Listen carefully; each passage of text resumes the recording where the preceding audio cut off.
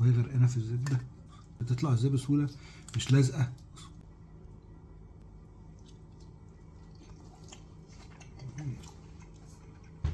صباح الفل عليكم، وبناء على رغبه الجماهير وعشان ما اقدرش ارفض لكم طلب، جاي اوريكم طريقه الباتر فلاي. ادي الجمبري اهو. انا النهارده هوريكم طريقه الباتر فلاي. صوص الباتر فلاي هعمل لكم الاوريجينال ريسيبي اللي هي الوصفه الاصليه، لان بعد كده في ناس كتير اخترعت فيها حاجات وبيحطوا عليها حاجات تانية. انا هوريكم الطريقه الاصليه بتاعتها. يلا بينا نشوف هنعمل ايه. اول حاجه هنعملها هوريكم ازاي نفتح الجمبري الباتر فلاي، ودي خطوه مهمه جدا. نحط ايدينا كده وبسن السكينه بنبتدي نخش ونمشي. نفتح الاول ايه؟ الظهر،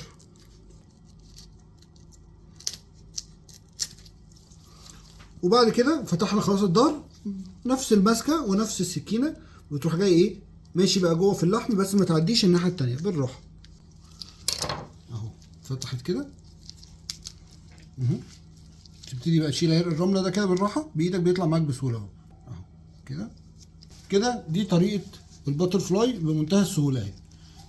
دلوقتي بقى هنبتدي نشوي الجمبري. طبعا احنا ممكن نشويه على الجريل عادي على البوتاجاز، بس انا عشان يعني بصور فعايز اوريكم معايا، فاشتغلت بالجريل الكهرباء دي. الاوريجينال ريسبي اللي هي الوصفه الاصليه، ما فيهاش ولا توم خالص ولا بيتشوي اي حاجه، بيتشوي كده زي ما هو بزبده فقط.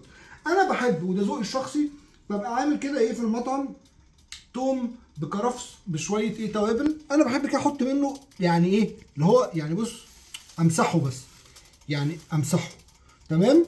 جاهز. هنجيب زبده سايحه وندهن بس بيها الجريل، ونبتدي بقى ننزل بالجمبري. بنبتدي نديله الاول على وشه كده على اللحمه، نقعد ايه نديله كده في الزبده. عقبال بقى ما يستوي هوريكم نعمل ازاي صوص الباتر فلاي، ما بياخدش 3 دقايق. يلا بينا. اهم حاجه في صوص الباتر فلاي واصعب حاجه فيه ان هو يبقى رابط معاك، لكن هو مكوناته سهله جدا. عشان يربط معاك اسمع بقى الخطوات بالظبط. هتجيب صوصيار زي دي او اي طاسه، وتحط الليمون بتاعك في الاول. اوعى تحط الزبده في الاول. هتحط الليمون وعلى نار هتسخنه لحد ما الليمون يغلي. يقعد يغلي بالظبط دقيقتين، وهوريكم هنعمل فيه. الليمون اهو غلي، او بعد ما غلي كده اديته دقيقتين على النار. هنزل بقى بحته زبده. اهم حاجه بعد ما تنزل على الزبده ما تحطوش على النار تاني، وتفضل تقلب، لان لو الزبده غلت هتفصل. هنا بقى السر بتاع المهنه. دلوقتي بص ربط معانا ازاي، شايفين بقى قوامه حلو ازاي ومتماسك. عارفين بقى لو غليناه هتلاقيه فصل كده، اكنك بايه بتغلي سمنه، عمل طلع على الوش كده وفصل. ايه بقى توابله؟ تخيل كده شويه ملح وشويه فلفل ابيض. لو ما عندكش فلفل ابيض حط فلفل اسود. تخيل كده هو جاهز. بص بقى، في ناس بقى بتحط عليها مستردة، في ناس بتحط شبت. انا عندي في المطعم بحط شبت. في ناس بيحطوا توم، في ناس بيحطوا بهارات زياده. انا بقول لك الاوريجينال ريسيبي، بعد كده انت جربها ومنها بقى بذوقك تقدر انت تتحرك. في ناس على فكره شفتها بتحط كاتشب عليها ومطاعم. فاحنا بنشوي كده. طبعا احنا اهم حاجه الحبه اللي هنحطهم في الاخر خالص، بس وهي بتشوي كده ممكن ايه نسقيها. دلوقتي خلصت من اول وش. اقلب. جمبري ما بياخدش سوا كتير، يعني يا دوبك دقيقتين على كل جنب. قبل ما تطلعه على طول بتروح جاي بقى ايه مدي الصوص بتاعك الكميه بقى الكبيره خلاص وانت بتطلعه، وممكن بعد ما تطلعه كمان. ادي هو خلاص يا جماعه جاهز. نبتدي نطلعه. خدش بالظبط دقيقتين على كل جنب.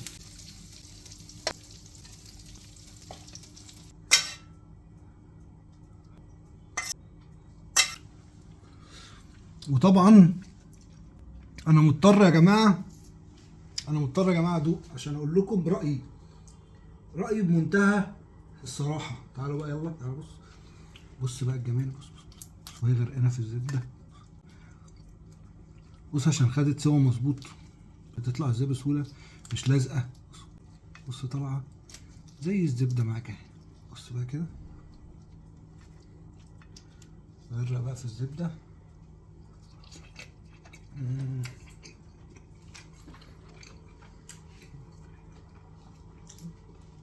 كمان واحده كمان واحده.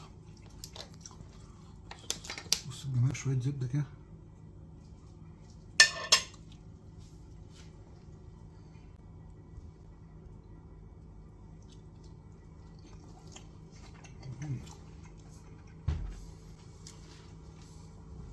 تحفه. باي باي.